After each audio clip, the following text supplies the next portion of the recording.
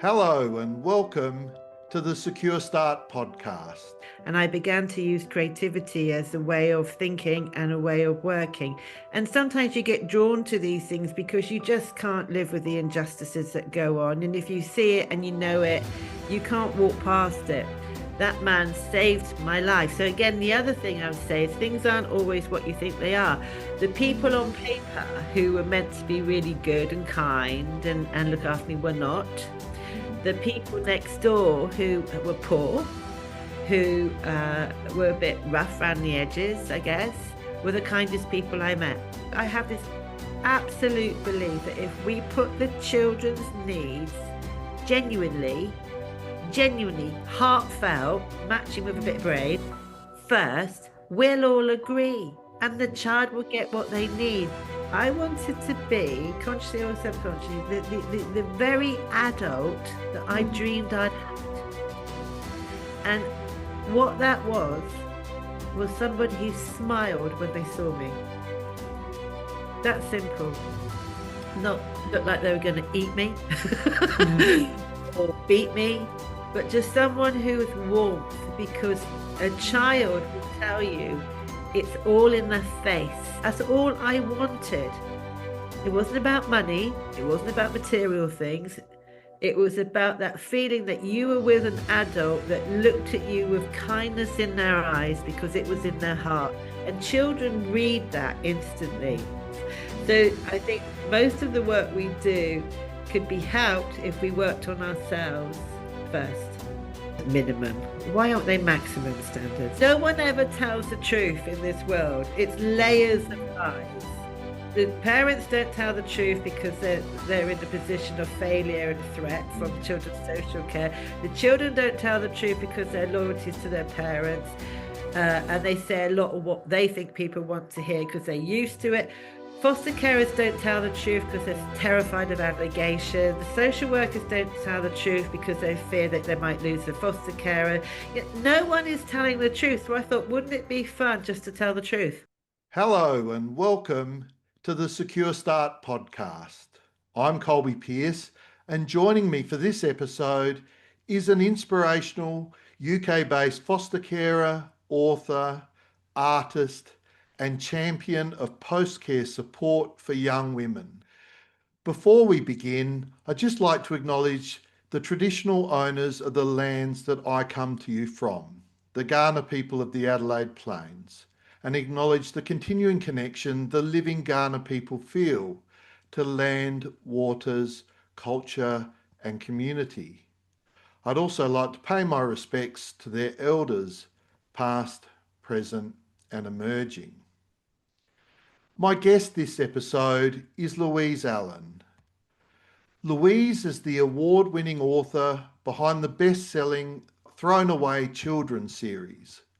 Her stories draw from the lived experiences of being part of a foster family. Her brand new series, Slave Girls, continues her mission to share the real, often unheard stories of children and young people with courage, honesty, and hope. Through Spark Sisterhood, Louise is building a community where girls from care are met with friendship and essential life and employment skills, and where they are encouraged to believe in themselves and in their futures. One of the charity's most exciting projects is Care to Career, a 2-week program that offers girls jobs, apprenticeships, and work experience by working with employers. The program supports young women aged 18 to 25. It is about more than just finding a job, which they do. It's about creating a space for young women to thrive. At the heart of everything Louise does is a belief in the power of real life stories. Through the marketing agency Louise, she helps founders, charities, and mission-led companies connect more deeply with their audiences through branding, content, and campaigns that are built with empathy and purpose. Whether it's supporting a small charity or reshaping how we talk about foster care, Louise brings clarity, heart, and strategy to every project. Having grown up in care, and now fostering children herself, Louise understands the care system from the inside out.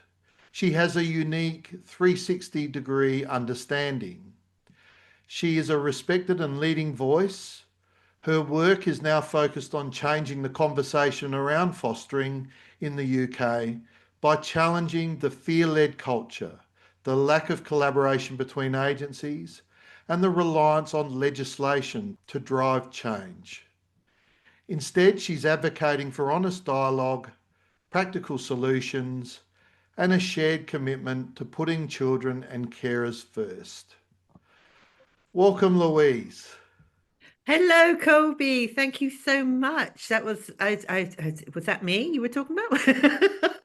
Well, of course it was, and I know that from our conversations already, that's only part of the story, and maybe we'll get into that um, a little bit more as we go through the podcast. And thankfully, it being late in the day and me tripping over my tongue, I can edit those bits out um, in the final product.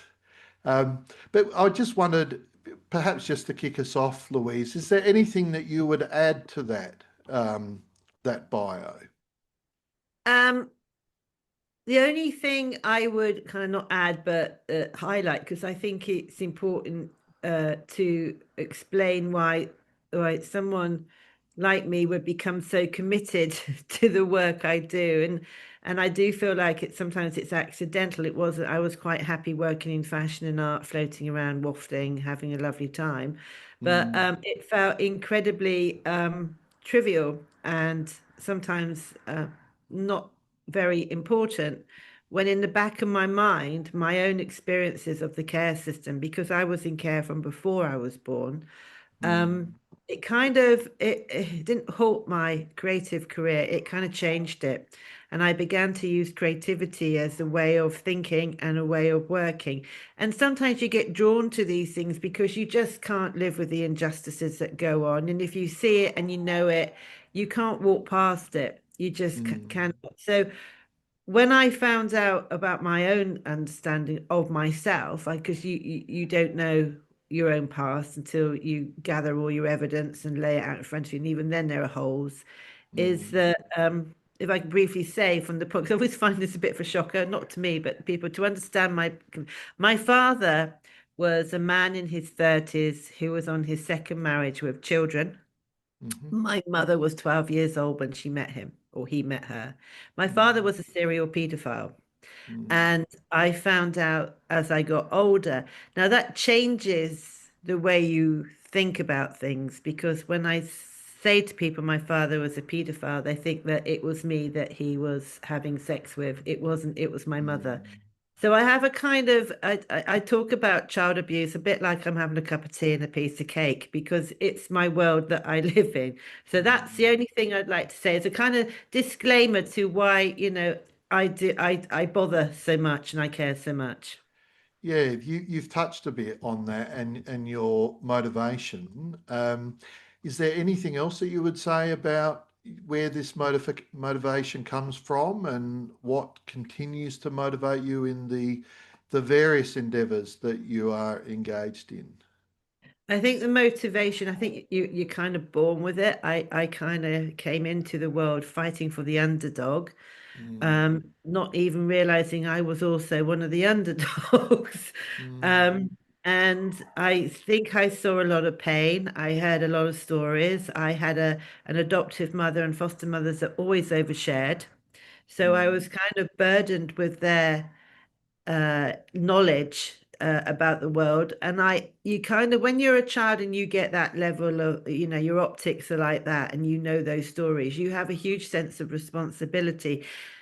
And sometimes it felt too much, but I'm creative, so I would turn that into something that would work with me. But I've always been very aware of how other people feel, and I mm, think that's my motivation. I don't like people around me being sad or lost or hurt.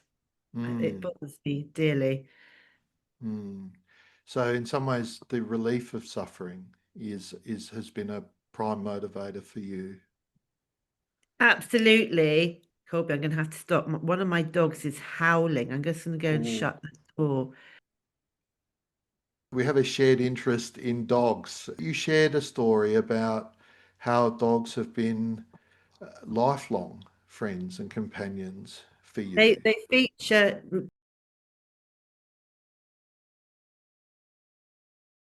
dogs to me are to me they're the most beautiful creatures Mm, I can think of. I absolutely love their souls and find them so forgiving for what we do to them. And when I was a child, in my first, well, in every single book, it occurred to mm. me that I was writing as much about my dogs as there was about me. So wherever, when I was in care and when I was at places or at new foster places or wherever I was, I would find a dog and I would Mm, sit with the dog and befriend the dog. And at my most saddest times in my life, I found I'm sitting next to a dog, and mm, it was I just love them dearly. I had a mm, dog that my adoptive mother got rid of because she got jealous of the devotion I had to the dog, and I came home from school mm, and she just had it put down.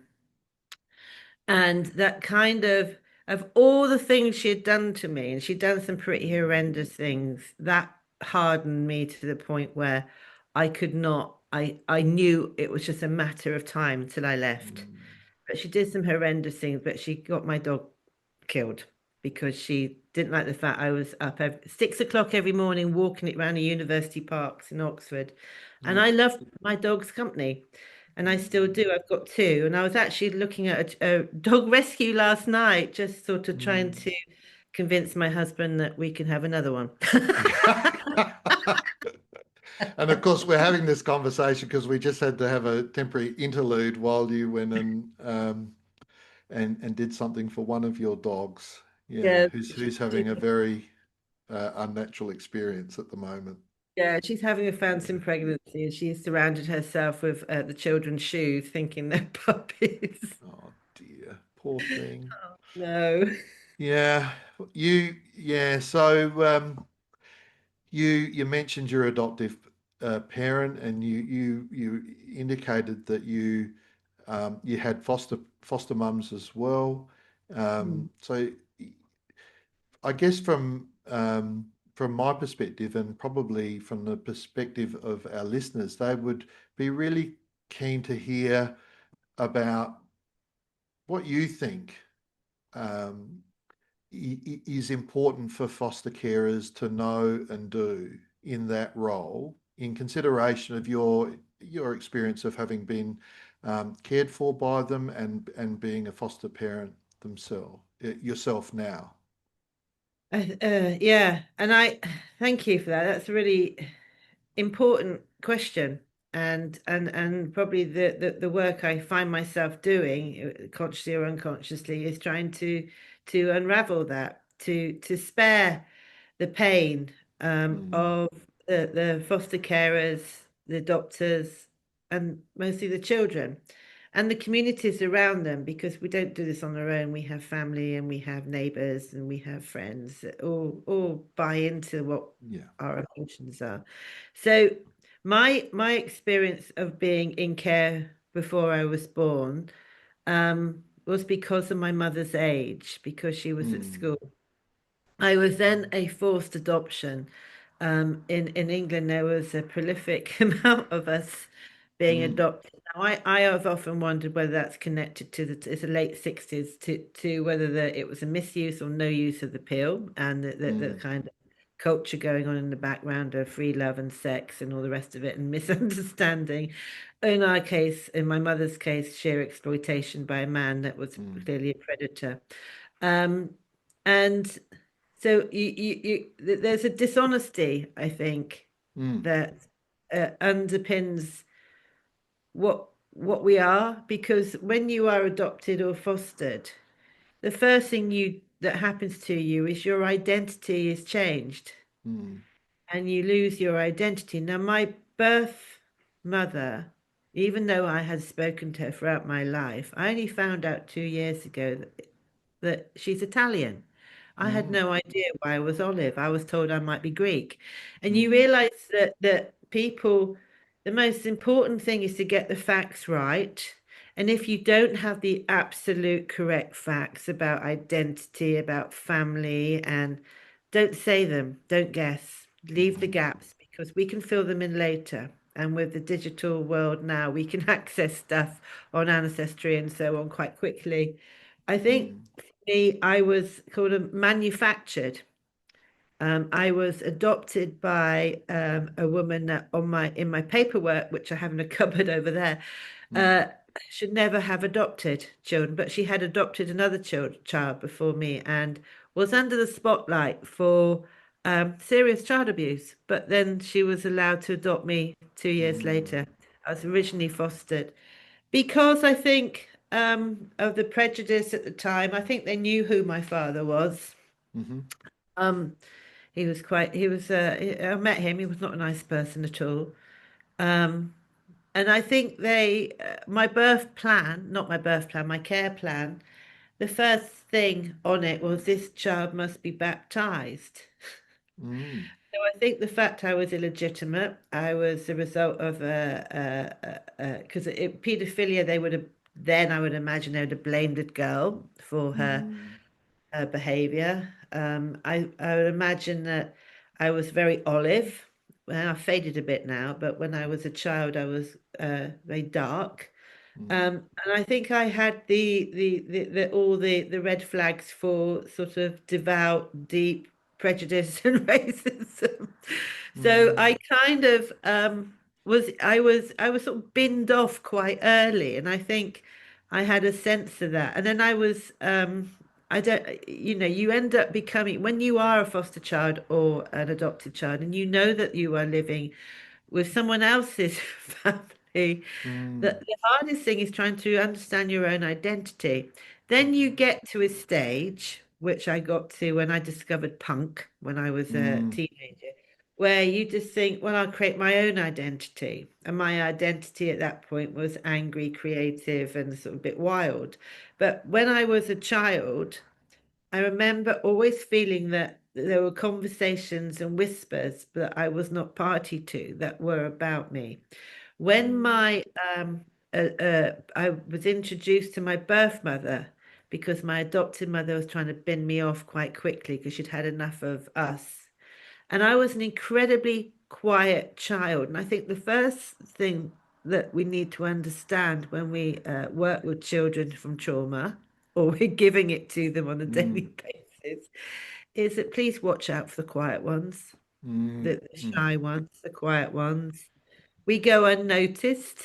mm, And so my other adopted brother was taken away from me. We used to cling to each other. It was just I came downstairs and he was gone. I just saw a car leaving and he was put into residential care. So I'd lost my ally. I had mm, an Irish navvy, and if you don't know what a navvy is, they were brought over as cheap labor to build the roads and the mhm, railways. And he lived in the caravan in the orchard next door with some evacuees from World War II, so Polish people. And I used to sneak over there into the caravan for food and company. And I ended up having my greatest friend was mm, an Irishman from County Cork who lived in a mm, caravan, drank Guinness, and used to protect me. mm, If you read that back, small child in a caravan alone with an Irishman in his 60s and 70s, you would mm, be that man saved my life. So again, the other thing I would say is things aren't always what you think they are. The people mm, on paper who were meant to be really good and kind and look after me were not. mhm, The people next door who were poor, who were a bit rough around the edges, I guess, were the kindest people I met. mm, And learned and kept he knew what was going on, but he kind of created a magical space for me where I mm, could be a child. And mm, he had that wonderful Irish humor. So he taught me to laugh as well. So I'm grateful. So what would I say? I'd say, things aren't always what you think they are. And people definitely aren't always who they seem. And when it comes to trying to do life story work, mm. it's never the truth. It will never be the truth until we decide it's the truth and the truth Hmm. that we can live with. So it's and you learn so many bad things, and people are embarrassed of us. My adopted mum would introduce me if I'd done well at something. Oh, this is my adopted daughter. Then literally blow on her nails and brush her lapel like it was all her work. Mm. You kind of you're appeasing a lot of people if you're quiet and shy. And then if you were like my adopted brother, he went Mm. through it like a bull in a china shop because he didn't know what to do with all his emotions. Either way, you're punished. Either way, it's a struggle. But now I'm a foster care and I have long-term placement. So that's like, a bit like adoption, but much more. Mm. It's social work intervention. Yeah. I'd say that the most important thing is the truth. And the Mm. truth will always do because we find out later. And I've been, and if someone like me approaches a relative, a birth relative, or somebody from the past, it's not like the TV shows. We don't throw our arms around each other and go, "Oh my God, you'll just look at your nose, it's just like mine." You don't do that. What you do is you get a sense that they're looking at you thinking, "What do you want?" And people have met relatives who have said to me, "I haven't got any money." I don't want your Mm. bloody money. I made my own, thanks. But it's you're always seen as the other. If you look, we very rarely get put in wills, and we're not Mm. financially taken care of. So I would ask anyone who does it to have a real think about why they're doing it.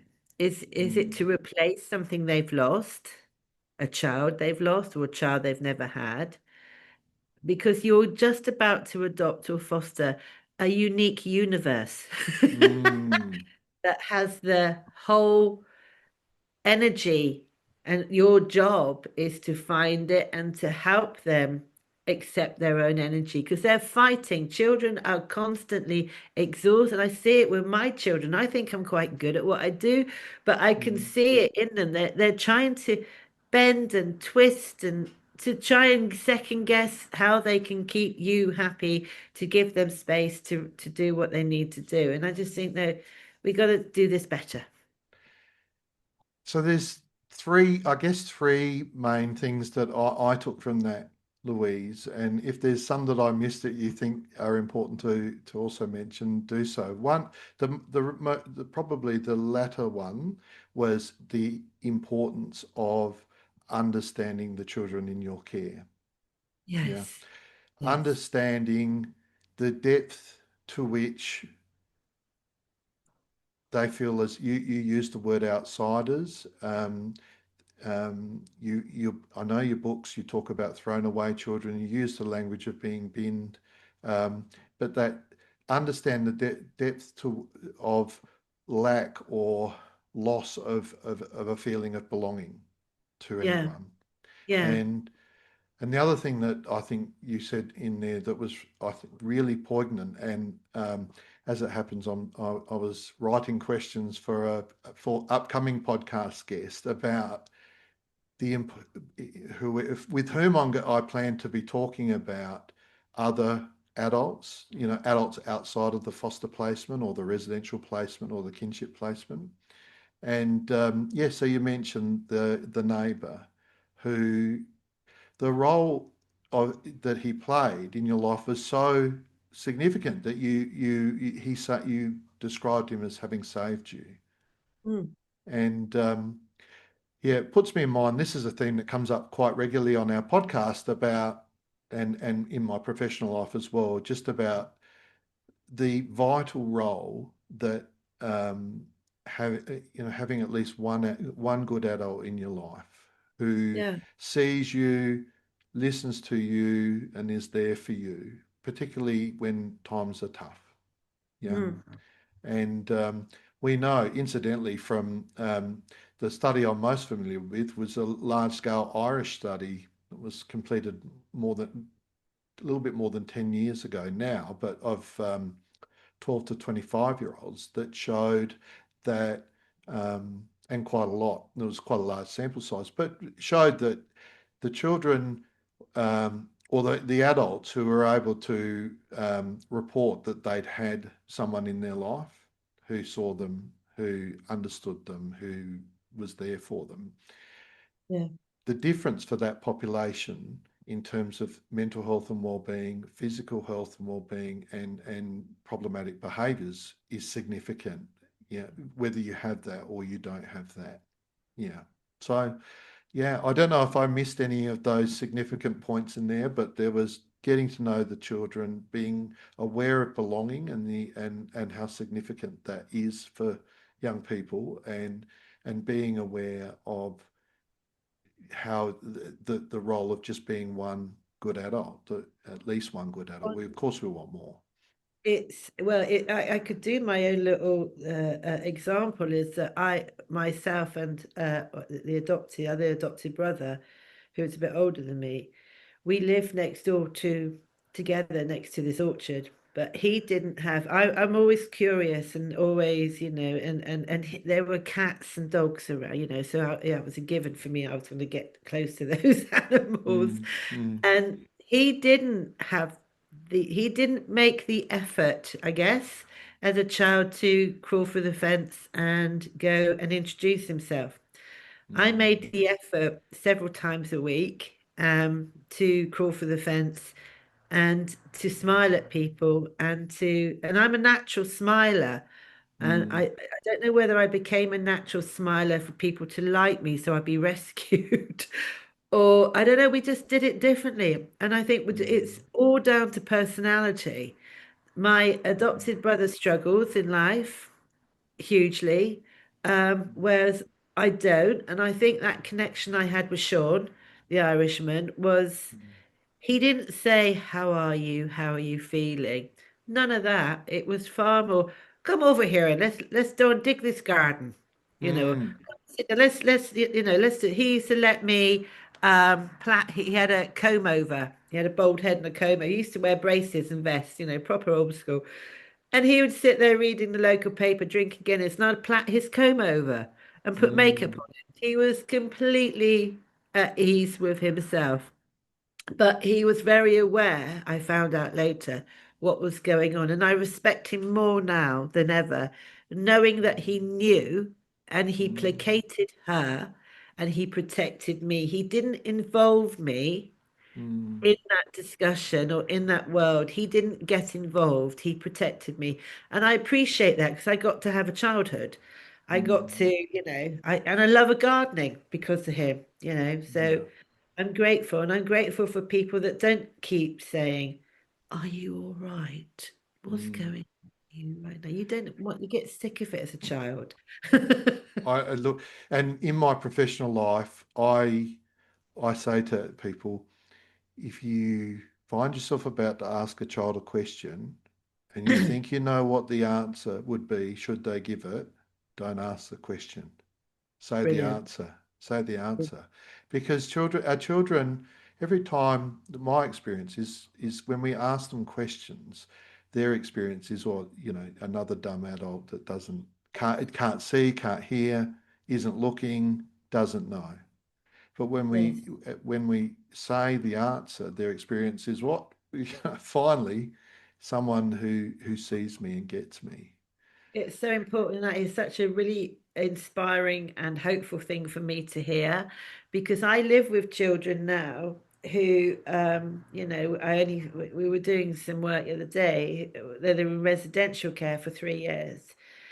And we totted up all the people that this child has had to tell her story to over the last 5 years. And it was 360 people, 70 care workers, five social workers, managers. Every time she went to A&E, it was at least five doctors, nurses, because they always go, "I want to hear it for myself." It's like, no, trust the child, therapists, counselors, teachers, whatever, other people. So we came up with the idea that we're going to make a recording Yeah, and it's a just good idea. over But because she said, "I just cannot say it one more time." And then when she mm, refuses to engage and sits at her phone and scrolls and doesn't engage, they say they get angry with her. yeah, yeah. I've never insisted that. I mean, I've been working therapeutically. I had a primarily assessment role for the first 7 years of my career, and then I gradually did more and more therapy. Although I had psychotherapy clients from the beginning, but 30 years, I've never expected a child. I've never asked a child to tell their story.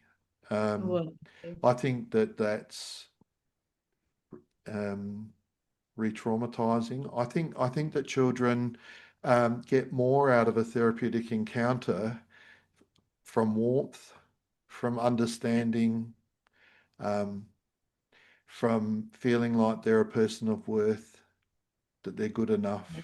Yeah, yeah. than yeah, raking over the coals of of what's happened in their life. I And just think it's a continuation of abuse because to what mm, end are you asking? Because you haven't read the notes. mm, We got her file. It was just one part of a file, which is 360 pages. This is just for 1 year of her life, with the rest are mm, coming because she's soon to be 18. And then she asked for another load. Um, and when you look at the paperwork that this is the bit didn't say is that as a foster carer and adopter, you are only ever as good from the beginning as what you have been told and what yeah, you know about the child. mm, So when those notes are written, and I sat there trying to fight the tears off when I was going through her paperwork just the other evening because it's careless.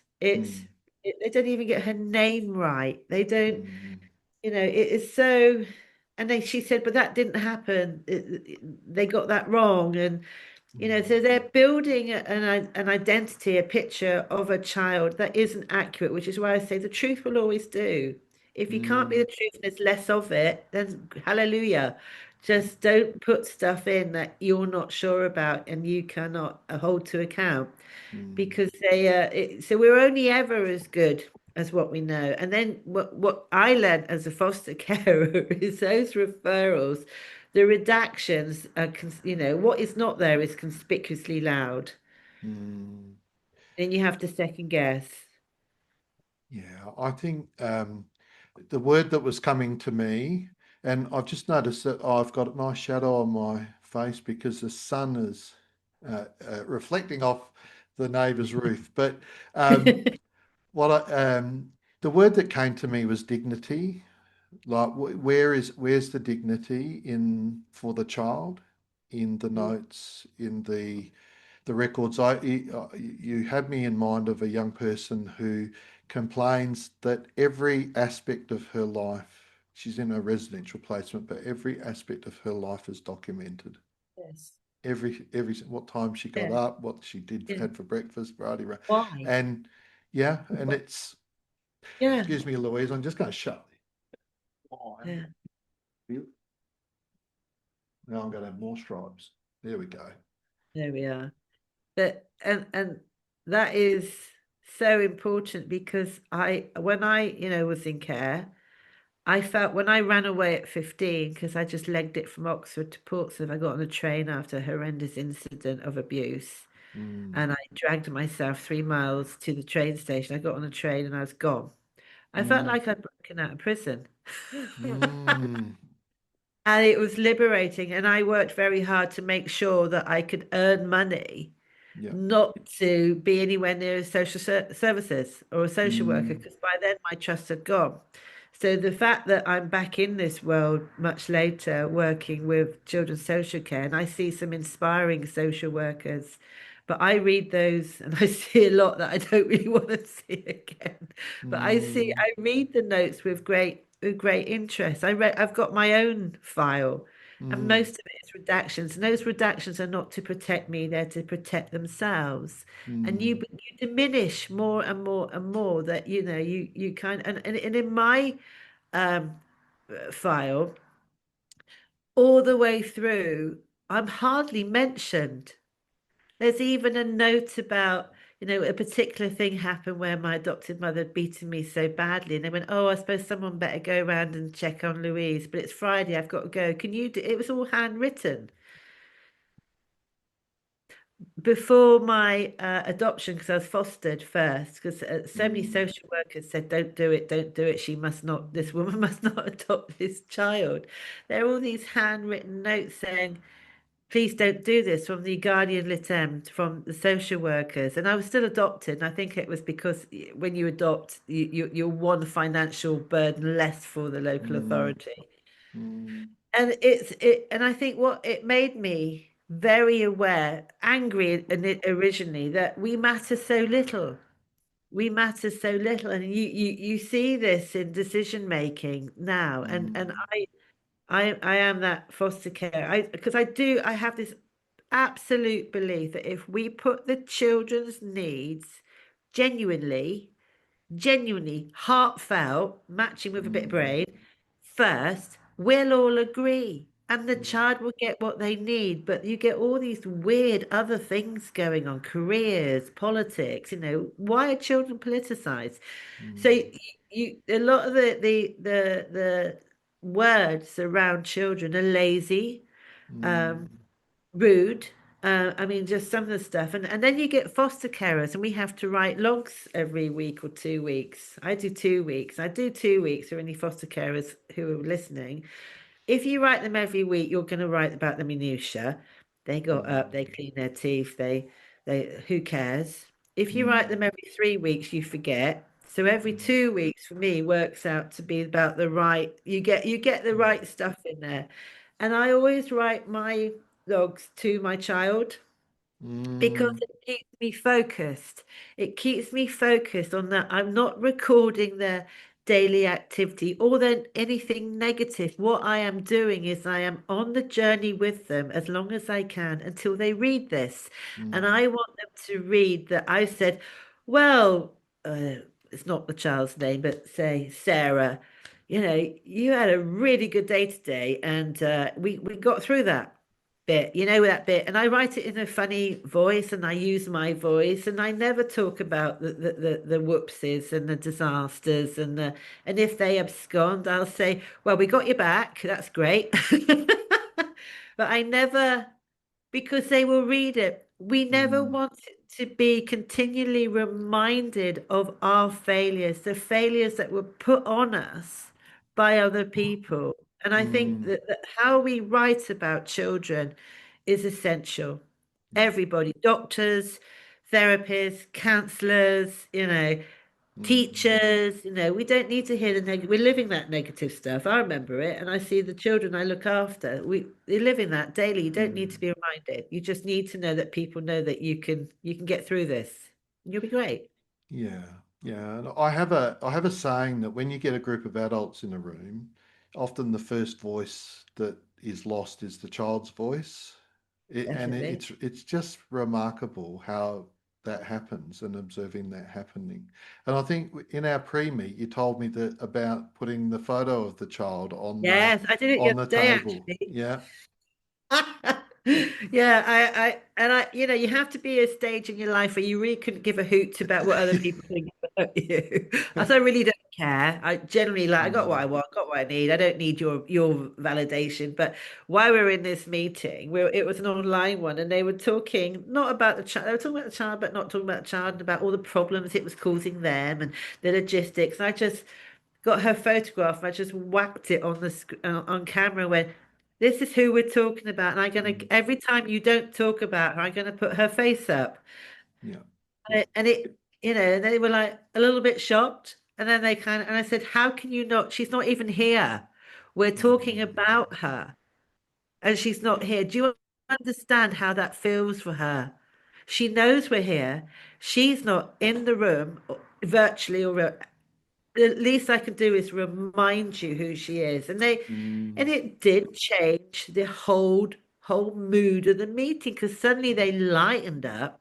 It stopped being about their commissioning and about the egos and the wars. And I want to further my career because I've managed to save £500 this month or whatever. And aren't I wonderful? Because I really generally don't care about the adults. I mm, care about the children. And when you go in with that attitude, at first, it's like what Gandhi said, didn't it? When you want something big to happen, when you want to create a change, first they ignore you, then they Mm. laugh at you, then they get angry with you, then you win.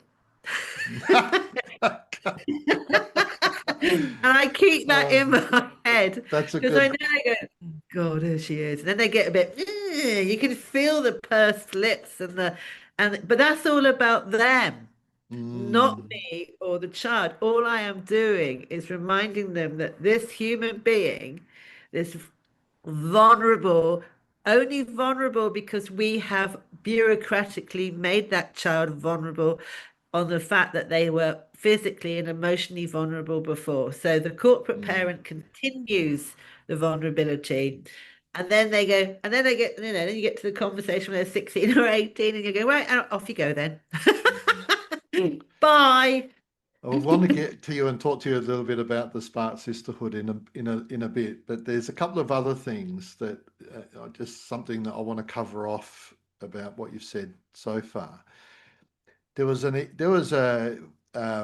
refer to this study in my writing, and it was published in the mid 1950s under the article titled "The Nature of Love," um, and oh, Harry Harlow was his name, and he published his study in a very esteemed psychology journal. I think it was in the American Psychologist in 1955, and this is you may have heard of it, but this is the experiments where they separated infant rhesus monkeys from their mothers shortly after birth.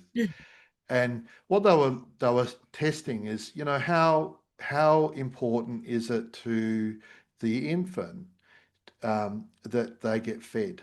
They had mother surrogates, so would have a mother surrogate that would feed them, but was wrapped in wire, was not warm, was not cuddly. They couldn't cuddle into it, and it could feed them. But then they also had a mother surrogate who was wrapped in terry towel and had a light glow behind it, and it was roughly shaped so that the infant could cling onto it, and it was warm, it was soft, and I won't. I'll spare you some of the details, but the long and the short of it all is how much, because they were looking at what are the primary needs of a child, and the primary needs turned out to, as concluded from those studies, were warmth, contact, comfort, whether they feed you or, and I was reflecting on your experience growing, I'm sure you were, well, you may not have been well fed, but your adoptive No, I was mother, starved on occasion. I had I, to eat. mm, Yeah. but yeah, that was game changing really um, for thinking at that time that in fact it's not the fact that the parent feeds and the child that is a primary driver for the child orienting to the parent. It's that they provide warmth and comfort. And in actual fact, when they frighten these baby monkeys and they had a choice of either going to the mother surrogate that fed them but was just made of wire, or the one that was soft and warm didn't feed them, the babies would always go to the soft and warm um, mother surrogate. So it just I think about that in terms of the warmth that you undoubtedly experienced with Sean, and Yeah. um, yeah, and like it's not that sophisticated in a way that, the raising and the care of children. It is that we do provide them with love It's and it, comfort and warmth. yeah. Yeah, yeah. And it's so interesting because every child I've looked after, which is over 30 now, and some stay for years and years, is that Mm, when they go somewhere else or when they report about back on their residentials or their previous foster carers or whatever, if I can couple that with when I began fostering and my memories of my own child, because I didn't want to, it was my husband's idea. I was the most mm, reluctant carer you'd find. But I absolutely, do I love it? I don't know. You just do it and you don't think about, do I love it or not? Because it's not that kind of work. mm, But I wanted to be for my own children. I have two birth children, my stepdaughters when they were young, and all the students, because I used to teach in a university, I wanted to be, consciously or subconsciously, the very adult that I Mm, dreamed I'd had. And what that was somebody who smiled when they saw me. That simple. mm, Not look like they were going to eat me mm, or beat me, but just someone who with warmth, because a mm, child will tell you it's all in their face. It's in a split second. And when my children go somewhere, my foster children go somewhere and they refuse to go back, and then the social workers, we've spent this money on that and you have to go. And they'll say, they didn't make me feel welcome. mm, So it's all with the initial greet. And every mm, time that, and I made sure I worked really hard. And this is why foster care gets mixed up with domestic women's work, is that even though, I'm not the greatest and finest baker in the world, but I would half kill myself to do all my work to make sure that when the children came back from school, the kitchen smelt of biscuits, and the biscuits were warm. And I was there smiling, and just for 10 minutes, I'd go, ah, you had a good day. And if they didn't want to talk, we didn't. But I was always smiling, not mm, like a lunatic, but with utter warmth, because I knew that's all I wanted. It wasn't about money, it wasn't about material things. It was about that feeling that you were with an adult that looked at you with kindness in their eyes because it was in their heart. And children read that mm, instantly. mm. And I meet a lot of professionals, and I wouldn't want to be left alone with them. Mm. I meet a They've lot got of people in the sector. Yeah, the same. I yeah. wouldn't want my children to spend time with them. Yeah. No, no. So, we don't, the efficacy, the sense, we don't pay enough attention as adults to adults. Mm, We don't tell them, when we employ people or when we train people, we don't say, can you work on your body language, please? Can you work on what your voice sounds like? Can you stop sounding so depressed? mm, Can you not make them feel so uncomfortable? mm, Because you will hold a child's attention. It's like teachers as well. If you, I have a child with me now that just won't go to school. Lucky enough, I work from home mostly, so that's okay. And I never say you've got to go to school, mm, because why would you want to go somewhere every day where people treat you badly when you've come from a childhood where you were treated badly? mm, And people don't understand. If they stood there at the door and greeted the young people and said, "Hi, so lovely to see you. High five," or whatever. Come on in. Doesn't matter if you're 2 minutes late, rather mm. than you've got detention, you're late, you're late. Who wants that? No. So the whole kind of abuse of power, I see it again and again in these stern faces. And children are not stupid. By any means. So Mm. I think most of the work we do could be helped if we worked on ourselves first. I agree. I think that's a really fantastic point. And there is a lot of thinking about how we manage the relationship that we bring to the table, how we manage ourselves when we interact with the children.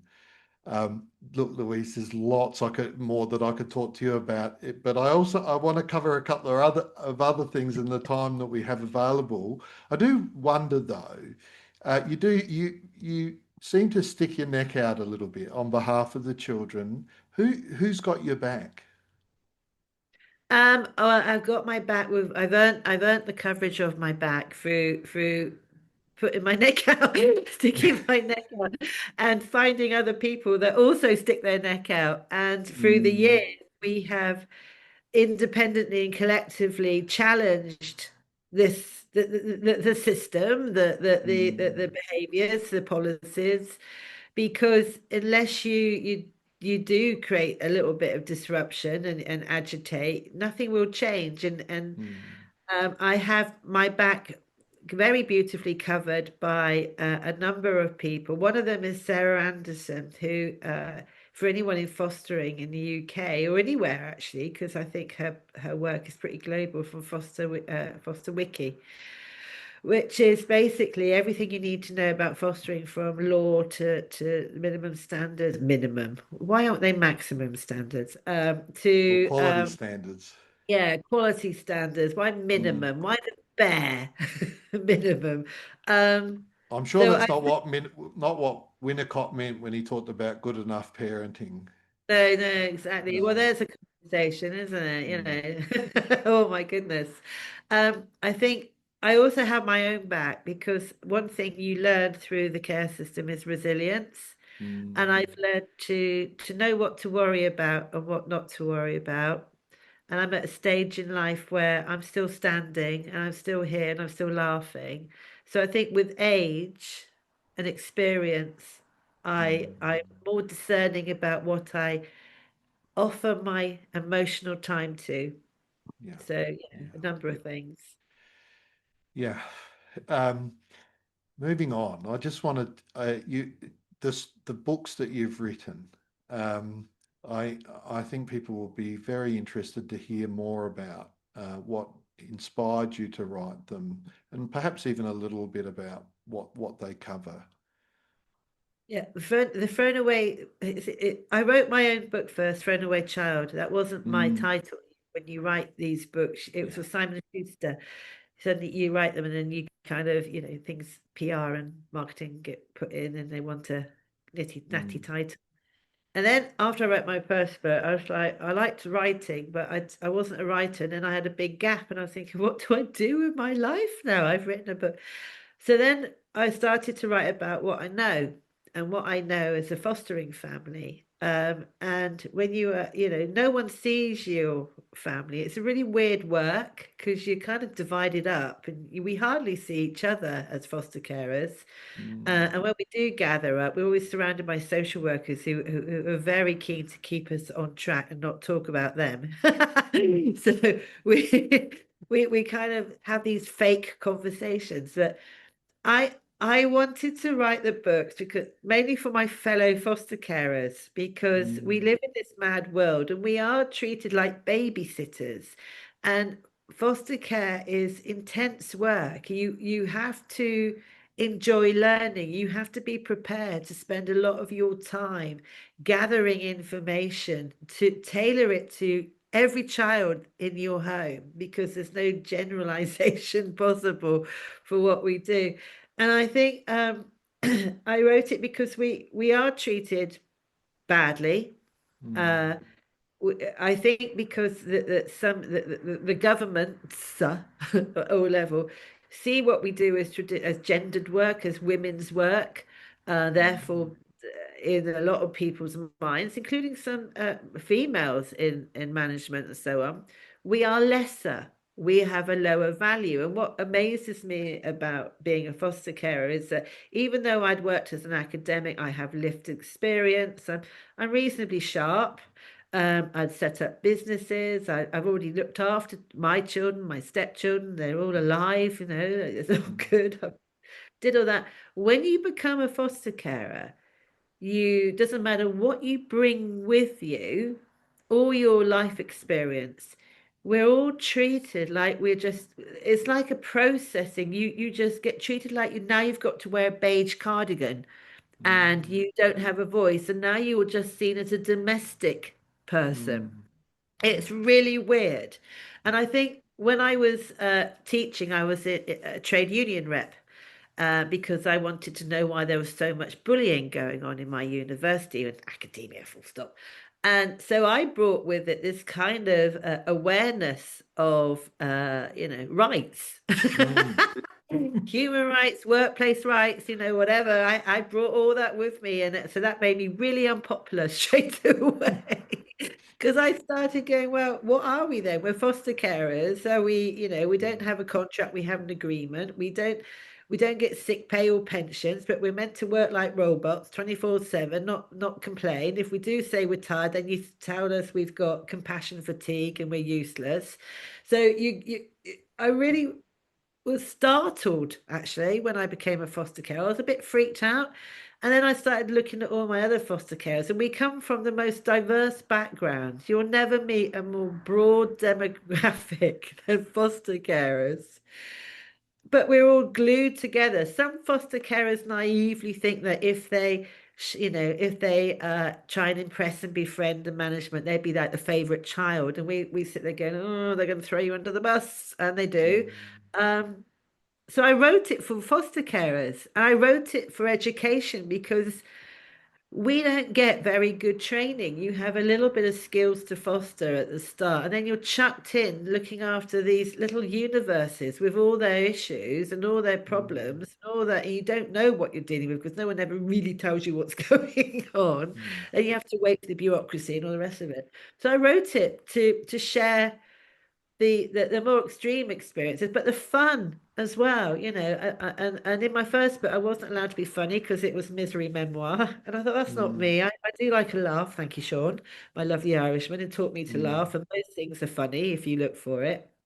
So I started writing the books about our life. So my husband, my sons, the dogs, always in there, mm, and the children that come into our lives, into our home, and all that goes with it, that their families, how they ended up in care, because they don't just appear from space and land in care.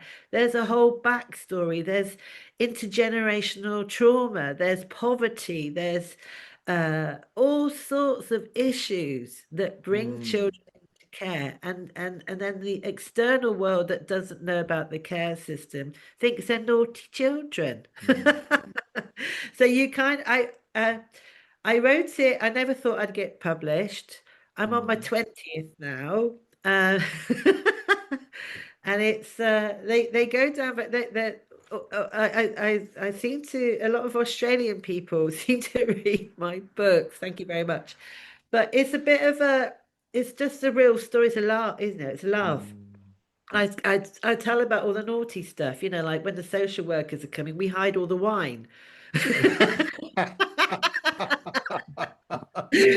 Oh dear. And all that stuff because we're real people. And like sometimes on a Friday after a big week with the children, a bottle of wine will do nicely, thank you very much. But Yeah. you can't, so you live this old, no one ever tells the truth in this world. It's layers of Mm, lies. The parents don't tell the truth because they're in a position of failure and threat from mm, children's social care. The children don't tell the truth because their loyalties to their parents. And they say a lot of what they think people want to hear because they're used to it. Foster carers don't tell the truth because they're terrified of allegation. The social workers don't tell the truth because they fear that they might lose the foster carer. Yet no one is telling the mm. truth. So I thought, wouldn't it be fun just to tell the truth? It's it sounds inspirational. There's a And lot of reggae going on as well because I'm always listening to reggae in my studio, so that's quite funny as well. I, I, yeah, and you're an artist as well. Yeah, Yeah, you're an artist, and yeah. you obviously paint regularly. I see some of your offerings on LinkedIn. Yeah, Thank you. sponsor me, LinkedIn. But yes, there is that. And you mentioned dogs, the dogs again there. And the other thing I really wanted to say when I was telling that ghastly story earlier about Harlow and his monkeys is just about how their preference for warmth and contact comfort Yeah, rather than food or yeah, whoever feeds them. And that's something that dogs are very good provide. at. They're very good at, and we don't Very have a good. dog at the moment. My dog died a couple of years ago. Our most recent dog. Yeah, Yeah. and you feel that lack. Oh, Um, it's horrible. It's, you start throwing bits of food on the floor, don't you? You think, well, why am I doing that? Because there's no dog. Not yeah. that we should feed dogs at the table, but Oh the no. dogs are essential for the Mm, work that I do at home. Without the dogs, I could not be anywhere near, and I don't think they get praised enough. yeah, I wondered They know about when that. to go and sit Mm, on a lap, and they've they got don't your say back. anything. They got your They've back, and the they've got children. your back.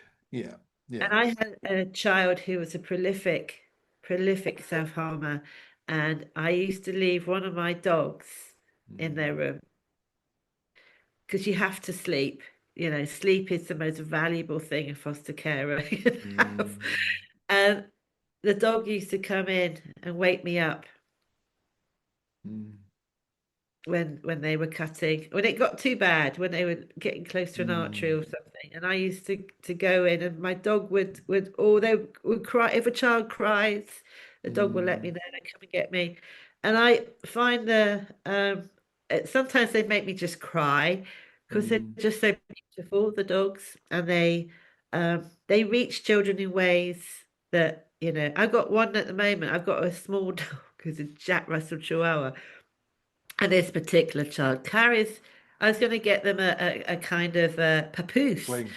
Oh yeah. because they carry the dog around, and the dog, the front legs on their shoulders, and they just stare at each other all the time. I think, Mm, and the dog is giving the love, but it's taking away the pain. And you can see this beautiful cycle. So I could not do the work without dogs. no, I want more no. dogs. I wondered if yeah, I'd like dogs again, but yeah, at the moment my children are working on that. One of them has Yeah, his they're campaigning. yeah. Well, one of them's got his own dog, so yeah, and we're grandparents to the dog. We get Ah, we that's get lovely. babysitting, yeah, Yeah. babysitting rides. Um, you tell us a little bit about Spark Sisterhood, because I think you and I are both completely on the same page, as are have been um, people in this sector, about just the awful circumstances that can befall young people post care. Yeah, it's the cliff edge, isn't it? It really is. Mm, Um, the last thing I needed to do 3 years ago was set up a charity. I was like, busy enough. But I'd been into a residential home the year before, as a guest to do some art and do some work with as someone from the care system. And I was talking to a group of girls, and they were all about 15, and I'd say, what, and I was quite naive, even though I think mm, I get it covered, and I realized I still don't know how this system works. And I'd be saying, what are you going to do? Are you going to college? Are you going to this? Are you going to, they'll all shrug, that teenage shrug. mm, And I go, oh, okay. And then, life goes on and whatever. And then one by one, after a few months, they were contacting me on social media. And it would be, mm, hello, Louise, how are you? And I go, hi, darling. But my mum bit would go, what's going on for you? Where are mm, you? And then I found out that there was about 8 girls that had been not bonded, but bonded by circumstance and environment, in residential for a few years, who were now all completely separated. And they were living in independent living accommodation, which varied from a tent to luxurious to being in an unregulated home. Felt very much like it was run by county lines. And if you haven't got mm, county lines in Australia, what it is, it's criminal gangs trafficking girls and boys, using mainly children to move drugs, and mm, it's slave labor, which is what my books are about. mm, And it worked through phone lines, so it's not train lines, as my hairdresser thought. It's phone lines, and it's a sheer exploitation of children. And we haven't got the government and the police services do not have the support, the resources. Thank you, previous governments, to deal with it. So it's mm, sheer blatant exploitation. And so I was listening to them, and then you do that thing like, oh, for God's sake. So I remembered that they all liked red velvet cake because I used to take it in. mm, So I got all their postcodes. I put them in my sat nav, and I went to the shop, and I got a carrier bag of food and feminine supplies. I just assumed they'd need them. And on top of each bag, I put a red velvet cake, and I drove round to see them all. And it was one of the most heartbreaking things I've done because, for whatever you say about children in care, they have they have dignity when they need it. And mm, that dignity presents itself as politeness. And that politeness is a kind of, it scares me mm, because it means that they don't feel that they have any agency or autonomy. They're just silent. And these girls I went to see had put on an insane amount of weight. That was the Mm. first thing I noticed, but obviously never said. And then I'd get to the bottom. They were too scared to leave their accommodation. They didn't know how to get on buses because they had been driven everywhere in residential. They were heartbroken because in care, it doesn't matter how many carers they had, they were told that they were loved. Mm. And then when they left, that love disappeared. So now Mm. they'd recognized that love to be paid love, for them to say it and totally hollow. And it left them re-traumatized Mm. because they had the rejection of their own families and leaving and having to go into care. And then so big Mm. things that no one thinks about. None of them had really been kept in contact with. They were in isolation. They'd been split up. And this is interesting. Each local authority gave them a different allowance. So some are on £50 a week, which would, buy maybe a lunch out for two, and Mm. some are on £70 a week. So there's complete inconsistency. Whilst they were in care, in residential care, they were having their hair done, their nails done, they had clothes allowances, they were going on holidays, everything was blissfully lovely, and then it all stopped.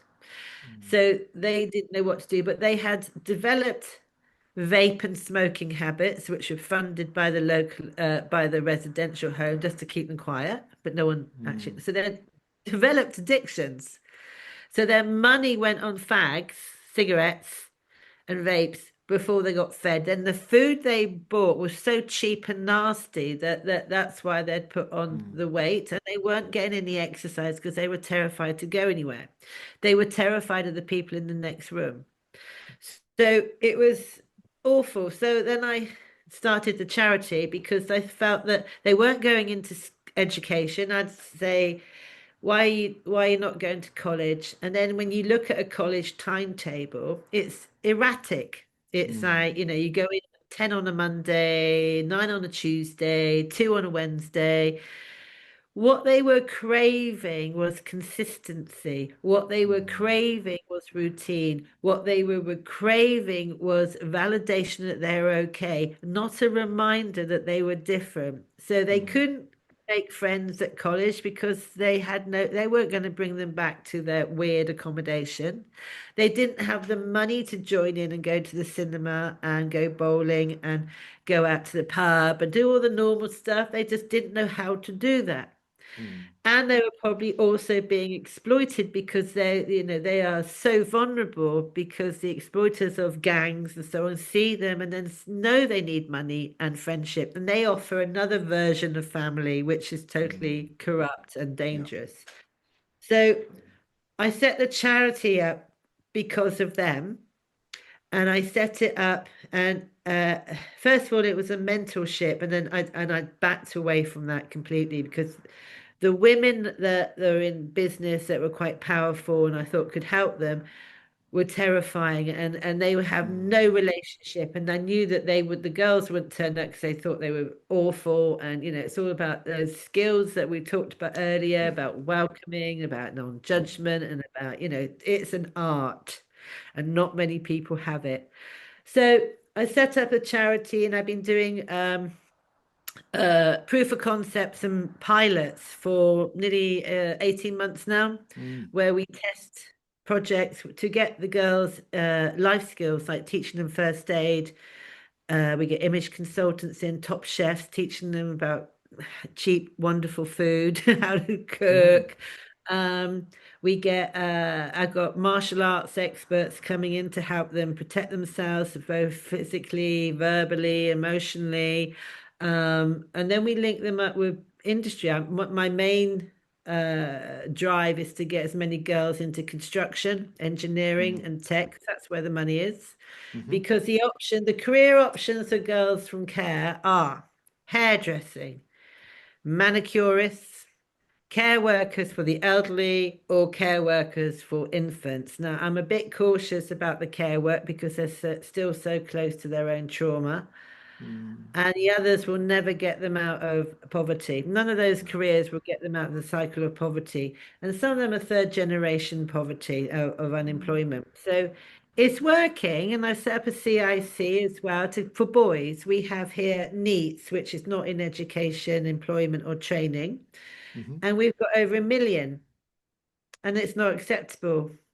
It's not acceptable. And we have, post-Brexit, we have a lot of really good businesses desperate for workers in the hotel and catering industries, in agriculture. And so I'm kind of matching them up, but I have to get the girls and now the boys as well through another project ready to work, because you can't expect employers to lean and bend all the way to meet them and then go into the workplace and disrupt or not know what to do. So we're teaching them about employment law, we're teaching them about efficacy, we're teaching literally how to shake a hand, how to stand straight. We're doing all the stuff that should have been done if you have a parent that is paying attention.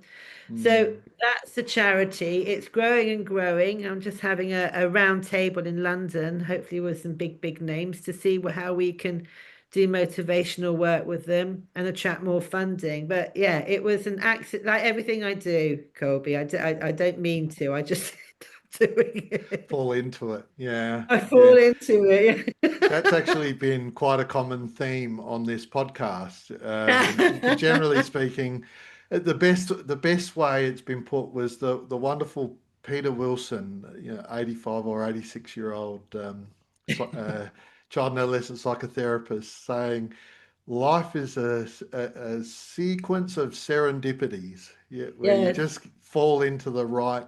You're in the right place at the right time to do. It's so good to hear that, because I always say I don't have a career. I've just been careering around. I don't know how you get time to do it all, Louise. Where does the time come from? You on a different time scale to the rest of us. I think to be honest with you, I've been working paid work since I was 9, 10. I've always had side hustles. I've always been pretty focused because I wanted to get out of poverty. I wanted to get out of care. I wanted to be financially independent, because I remember Jermaine Greer. I remember listening on Woman's Hour at the age of like 13. I just caught it saying, women, to have independence, you must have your own money, and that, so it's like property, what was it? Property, jewelry and something else. And I remember thinking, I've got to get all that because I don't want to be owned by anyone. I don't want to ask permission to buy shoes. So I was very determined, and you can't make any of this happen from sitting around. Fair enough. So Yeah. I knew it was going to be hard work. Now, if I don't do anything, I just sleep. Well, maybe that's the only time you're not doing something, is when you are asleep. Yeah. Well, look, it's been wonderful to have you on. It's been I think, hopefully a really inspiring chat, and just a reminder to people to remember the humanity of our least fortunate, our least fortunate members of the community. Absolutely. You and Sarah Anderson have a podcast. Yes. Yeah, so I just thought I'd mention that.